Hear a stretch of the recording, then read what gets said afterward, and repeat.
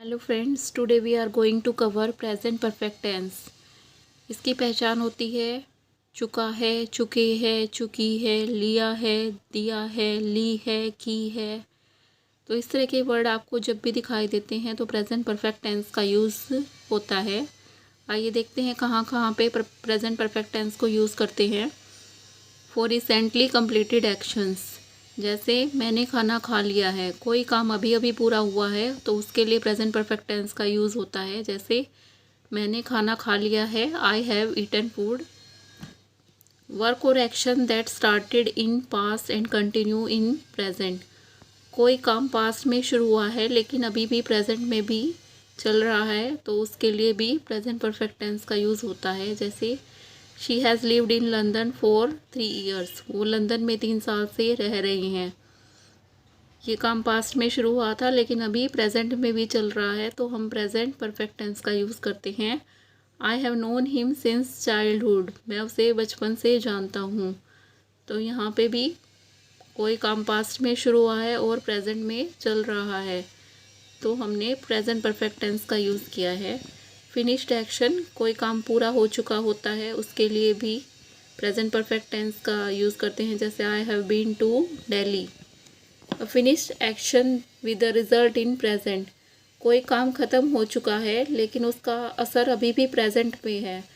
अक्सर हम कंफ्यूज हो जाते हैं कि हमें पास्ट इंडेफिनिट टेंस का यूज़ करना है या प्रेजेंट परफेक्ट टेंस का यूज़ करना है वहाँ पर, लेकिन अगर प्रेजेंट पर भी असर दिखाई दे तो हम प्रेजेंट परफेक्ट टेंस का यूज़ करेंगे। जैसे I have lost the keys, मैंने चाबी खो दी है तो इसका प्रेजेंट पर भी इफ़ेक्ट पड़ेगा कि वो घर में नहीं एंटर कर पाएंगे। ऐसे ही they have miss the bus, उनकी बस छूट गई है तो इसका प्रेजेंट पर इफ़ेक्ट होगा कि वो स्कूल नहीं जा पाएंगे। तो ऐसे कोई भी एक्शन जिसका प्रेजेंट पर जो ख़त्म हो चुके हैं और उसका प्रेजेंट पर भी इफ़ेक्ट होता है तो हम वहाँ पर प्रेजेंट परफेक्ट टेंस का यूज़ करते हैं।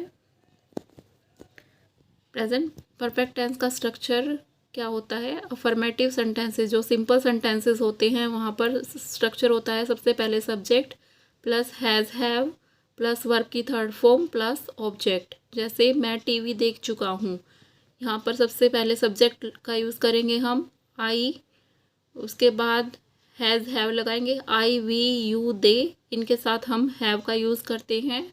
और ही शी इट और सिंगुलर के साथ हम हैज़ का यूज़ करते हैं। आई के साथ अब हैव का यूज़ करेंगे, वर्ब की थर्ड फॉर्म यूज़ करेंगे वॉच, वॉच्ड, वॉच्ड।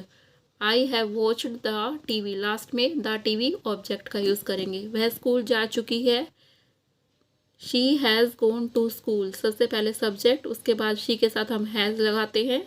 जा चुकी है, जाना की थर्ड फॉर्म होगी गोन, गो, वेंट, गोन, उसके बाद ऑब्जेक्ट टू स्कूल। मैंने अपना गृह कार्य कर लिया है, I have done my homework.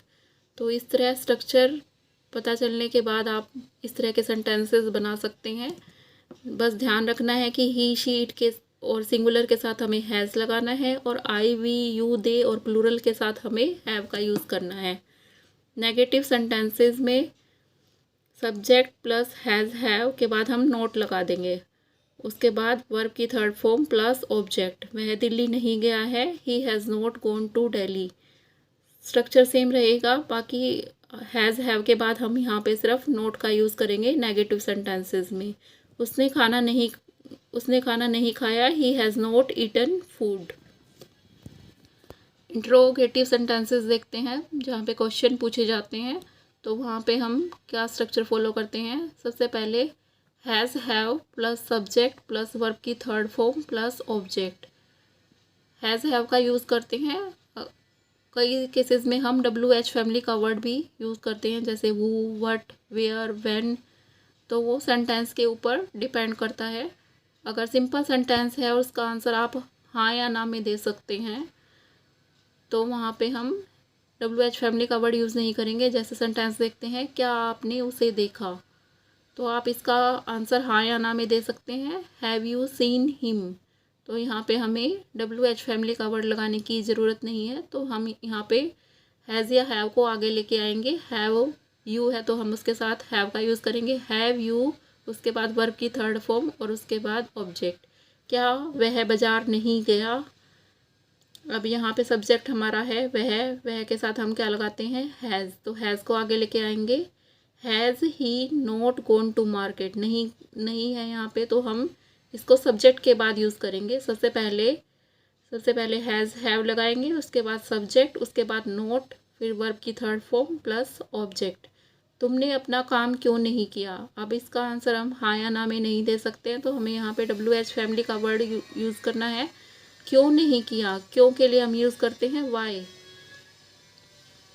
उसके बाद इसके लिए स्ट्रक्चर होगा, पहले वाई का यूज़ करेंगे, फिर हैव, फिर सब्जेक्ट, फिर नोट, फिर वर्ब की third form plus object. Why have you not done your work. अब देखते हैं कॉन्ट्रैक्टेड फॉर्म्स। आई हैव को हम कैसे लिख सकते हैं कॉन्ट्रैक्टेड फॉर्म में। HA को हटा देंगे हम और पोस्टोफी लगा देंगे, उसके बाद VE। वी हैव भी ऐसे ही लिखेंगे, वी लिख के उसके बाद पोस्टोफी S VE। यू हैव यहाँ पे यू लगा के उसके बाद पोस्टोफी लगा के HA हटा के VE लिखेंगे। हैज़ कैसे लिखना है हमें, ही हैज़। तो यहाँ पे HA दोनों को हम हटा देते हैं, इसको पढ़ते हैं हम हीज़ है, हीज़, शीज़, इट्स। तो आप कहेंगे ही इज़ को भी ऐसे ही लिखते हैं और ही हैज़ को भी ऐसे लिखते हैं। हाँ, इन दोनों को सेम लिखा जाता है। इज़ और हैज़ को कॉन्ट्रैक्टेड फॉर्म में ऐसे ही लिखा जाता है, लेकिन पता हमें सेंटेंस का उसकी वर्ब की फॉर्म को देख के पता चलेगा। अगर वर्ब की थर्ड फॉर्म लगी है तो इसका मतलब वो प्रेजेंट परफेक्ट टेंस है, इसका मतलब ही हैज़ है। अगर वर्ब की फर्स्ट फॉर्म है तो प्रेजेंट इंडेफिनेट टेंस है वो। इसको लिखा ऐसे ही जाता है, ही इज़, ही हैज़ भी ऐसे लिखा जाता है और ही इज़ भी ऐसे ही लिखा जाता है। हैज़ नोट को कैसे लिखेंगे, हैज़ेंट, हैव नोट, हैवेंट। ओ को हटा के हम पोस्टोफी लगा देंगे, उसके बाद टी लिखेंगे। तो ये कॉन्ट्रैक्टेड फॉर्म का भी प्रेजेंट परफेक्ट टेंस में यूज़ किया जाता है। आई होप ये वीडियो आपको समझ आया होगा। Like, share and subscribe for more videos. Thank you for watching.